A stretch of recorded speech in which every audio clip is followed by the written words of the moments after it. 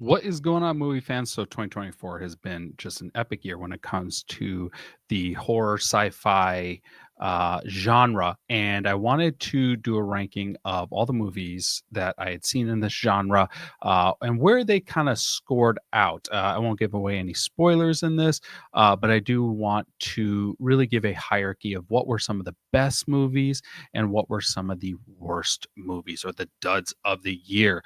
Overall, most movies were okay. They were okay. That being said, there were a few absolute standouts in 2024.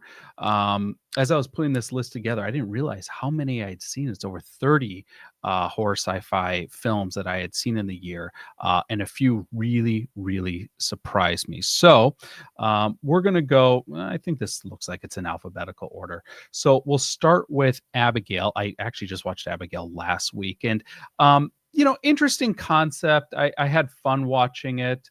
Um, I don't know if it's a movie I would watch again.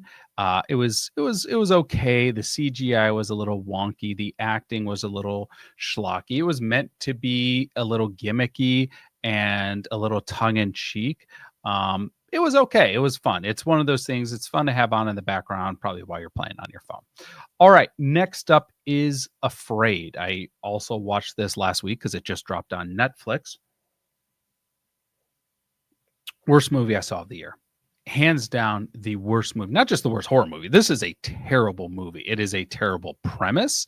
It is lazy. It is like they got AI to write the script for this movie, but they forgot the AI to tell them to actually do anything in the movie. Nothing happens in this movie. This is a very uninteresting movie. It's not scary. Anything that you see in the trailer that looks like it's creepy ends up being just either a dream sequence or completely taken out of context. This was a really, really boring movie.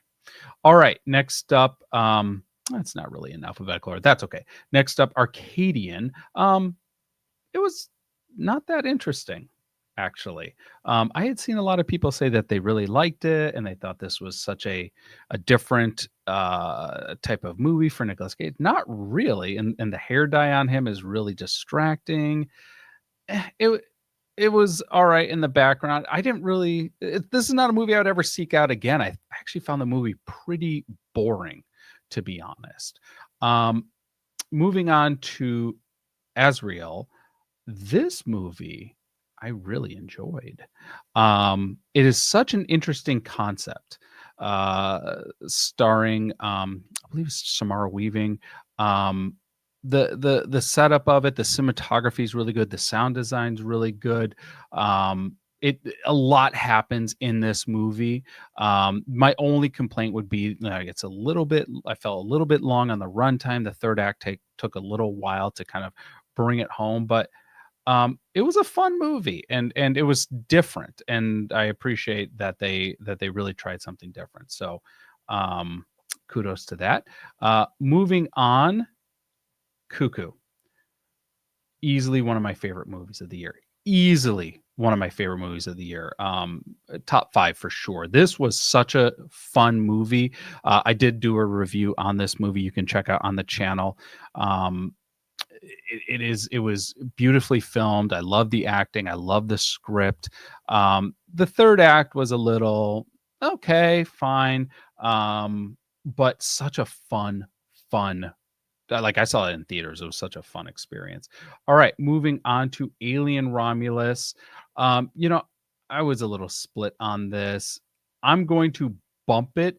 Originally, I would have listed it as a C. I'm going to bump it up to a B. I rewatched it now that it hit streaming, and I actually had fun rewatching it. I still have complaints about the characters and the script. I did not like the characters. I thought the script was a little too forced to fit into the Prometheus and the Covenant timeline, as opposed to allowing it to be more celebratory of the original 79 Alien and the 86 Aliens. But in rewatching it, there are a lot of fun moments in this movie. The practical effects are phenomenal. Cinematography is really good. Sound design's great. So I'm going to bump this up to a B. All right, moving on. I saw the TV Glow.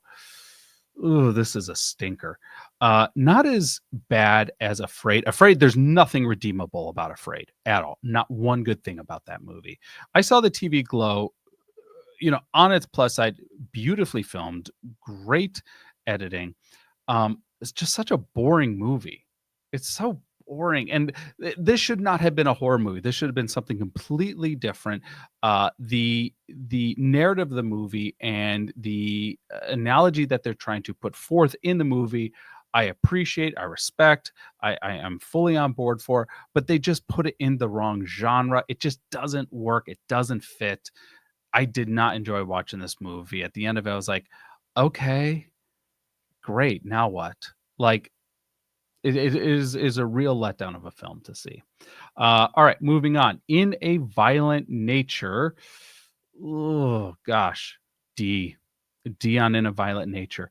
Once again, what an interesting concept. Like, hey, let's follow the killer around for the entire movie.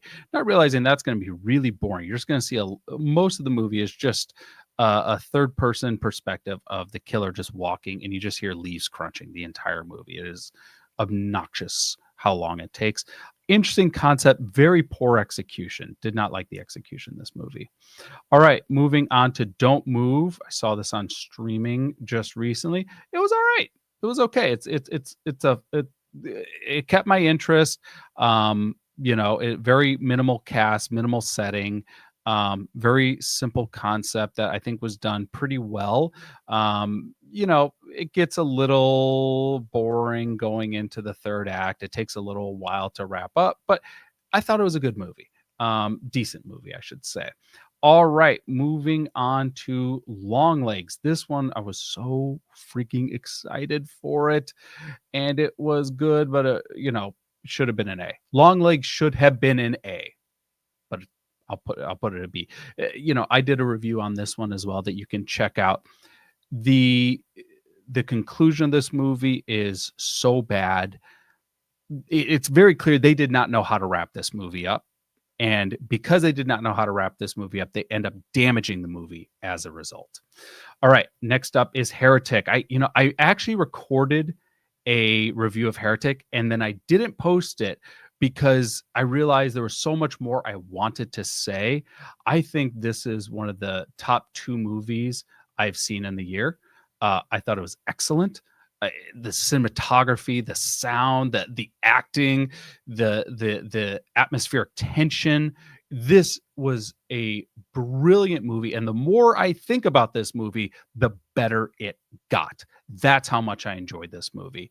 My only, on Letterboxd I give it 4.5 stars. The only tick I gave against it was the very last scene felt a little out of tone, and didn't match the rest of the movie, but fine. That's okay. I don't care. This was such a good movie, and honestly, I cannot wait for it to hit streaming because I want to watch it again. All right, next up is Humane. Humane is one of those movies I watched randomly. I saw it on Prime and Shudder, and I was like, oh yeah, I'll put it on while I'm editing photos. And I ended up stopping what I was doing and just watching this movie intently. This was a great movie. It's been under talked about. It is so good.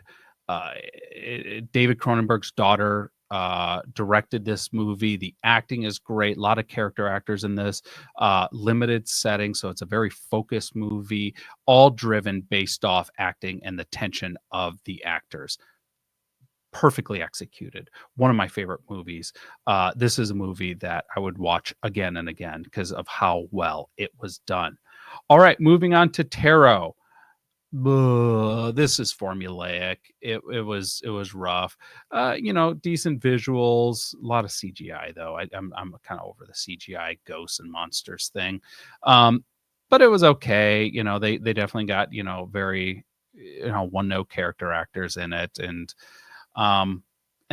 it was fine. It wasn't great. You'd probably never want to watch it again. So D on that one. All right, looks like Terrifier 3 is next. I had to I didn't get to see this in theaters, but I paid to buy the movie on streaming. This one I have to put with a caveat because overall, this is not a great movie. I do not enjoy these types of movies. But for what it is, I think it did really well, and I'm going to give it a B. Um, this reminds me of the Full Moon style movies. Full Moon, they did the, like all the Puppet Master movies. Um, it is definitely intended for a specific audience who loves this type of like grindhouse type movie, and it's exactly that. They did a lot. You could tell that they learned, like Terrifier 2 wasn't that great of a movie compared to the original. You can tell that they took note of that and they brought this back. This is more in line with the original Terrifier. They've amped up their cinematography, their lighting design. Um, you can tell that they fully are aware of the type of movie that they're trying to create, and they lean into it absolutely. So if you're a fan of the Terrifier movies, you're going to love this movie. If you're not a fan of Terrifier movies, you might not. Okay, so moving on to The First Omen, and boy, was this boring. I mean, I am so tired of just kind of like this onslaught of religious horror that just misses the mark. You have a few excellent ones. You have Rosemary's Baby, the original Exorcist, The Exorcist 3, The Heretic. And then you just have a lot of just the original Omen. Then you just have a lot of like repeating the formula. This is a formulaic movie. There's nothing original. There's nothing that interesting about it. Nothing is shocking about it. And it's just painful to watch. A lot of writhing in this movie, a lot of writhing and screaming in this movie. Not enjoyable. All right. The Substance. Yeah. I already posted my review on The Substance. This is up there. Top movie of the year. Probably one of the top movies I've seen. This is a rewatch for sure. It is such a fun movie to watch. I was not prepared for the level of Cronenberg-esque effects and practical gore that was incorporated into this movie. So well done. So good. Absolutely love this movie.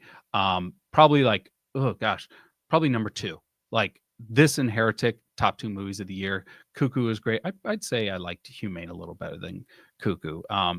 Already top four movies of the year. Like so good. All right, moving on. Maxine. Oh boy, was I let down by Maxine. I wanted this to be so good. I loved X. I liked Pearl. I wouldn't say I loved Pearl. I liked Pearl. But I really liked X. Maxine was a letdown. There was so much that just didn't work in this movie. The script was didn't really fit. The third act was really bad. You saw it coming from a mile away. Nothing really happens on camera. Like if this is supposed to be like a slasher type film, you don't really see anything. It's not really that dynamic of a movie. There's a lot of fun in it too, but so I don't want to like totally, poop on it, but this should have been so much better. And I really think Ty West missed the mark with that. So I'm going to put it right in the middle at a C. All right. Salem's Lot. Oh God, this was so boring. It was just boring. It's just not worth watching. Don't watch it. It's boring. All right. Speak No Evil. Ugh. Another F. Go watch the original. The original is so good. You'll watch the original. It is so emotional. You'll never want to watch it again. If you watch this remake, they take all the emotion, all the gravity of the original film. They take it right out and they just make it a formulaic money grab. It is so bad. All right. Immaculate. It was all right. Like I said, I was just dumping on religious horror. Immaculate was all right.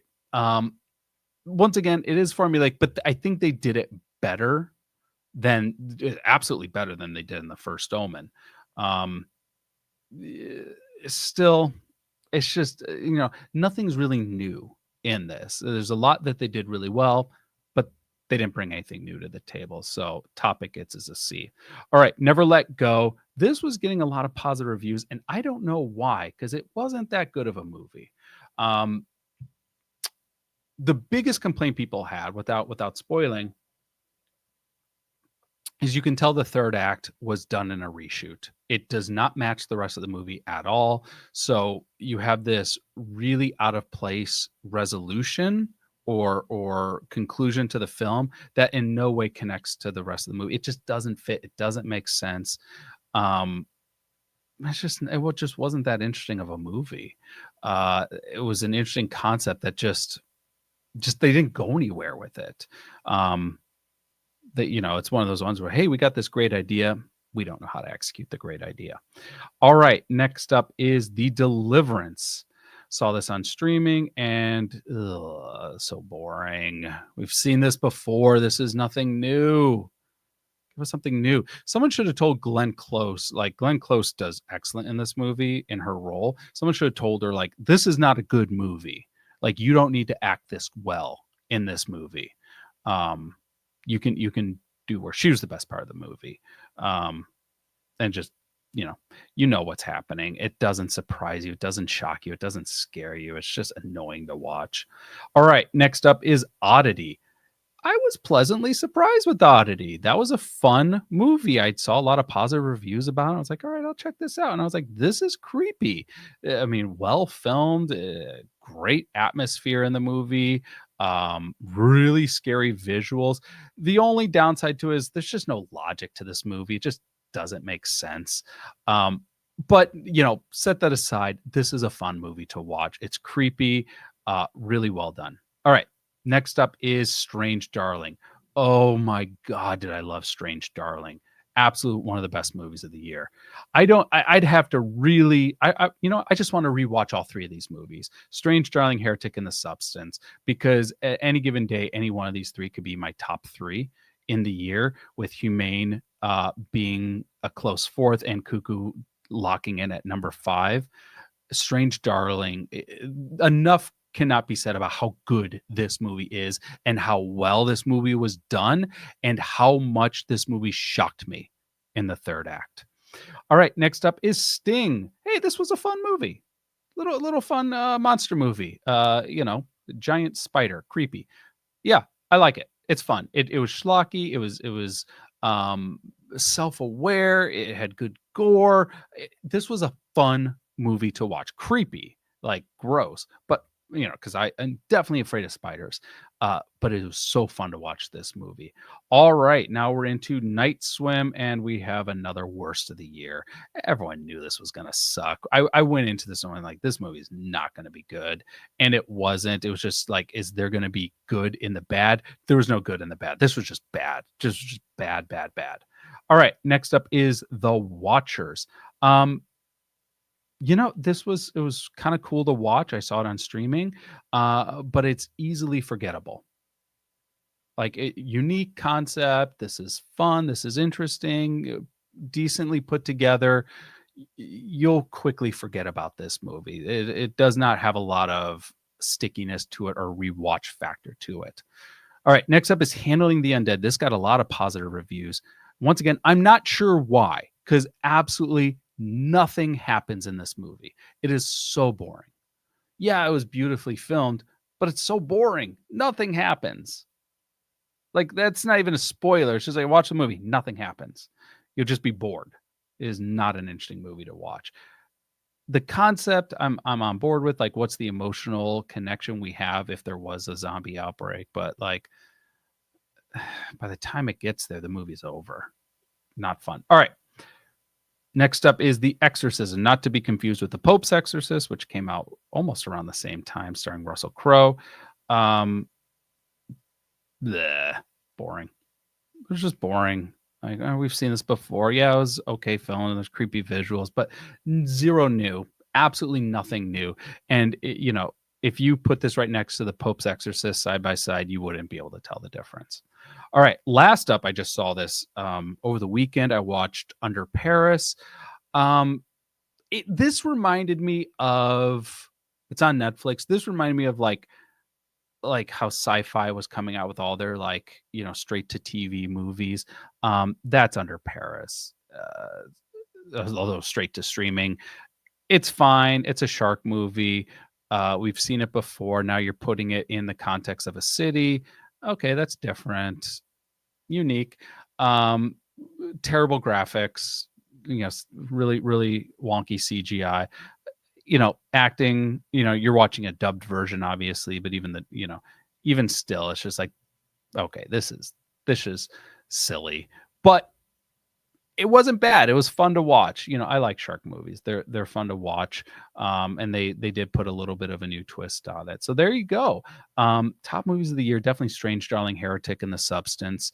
The worst, you know, I mean, I cannot emphasize enough how bad Afraid is. I Saw the TV Glow, Salem's Lot. You know, if I were to rank these, like I Saw the TV Glow is probably closer to a D. Like I said, the cinematography is phenomenal in it. In fact, you know what? I'm just going to make it a D for good cinematography. Afraid, Salem's Lot, Speak No Evil, and Night Swim were just abysmal. Um, you know, what you're noticing is just a lot just kind of in the middle, like this CD range. But other movies, I would definitely recommend you check out Azrael if you haven't seen it. Um, Oddity, which is on streaming, and Sting, which is on streaming. Those are all really fun watches. So there it is. There's like a lot came out in this genre, like a tremendous amount in this genre, which excites me as a fan of horror. But let me know your thoughts in the comment section below. Are your rankings similar to mine? Do you have something higher, something lower? Was there something I missed that should have been on this list? Like, I know I didn't include what Imaginary I didn't include because I just had no interest in seeing that. But is something I missed that I need to check out? Let me know in the comment section below. Thank you so much for tuning in. As always, appreciate your subscriptions on the channel, really helps us out. And we will talk to you on the next screening. Take care, everyone.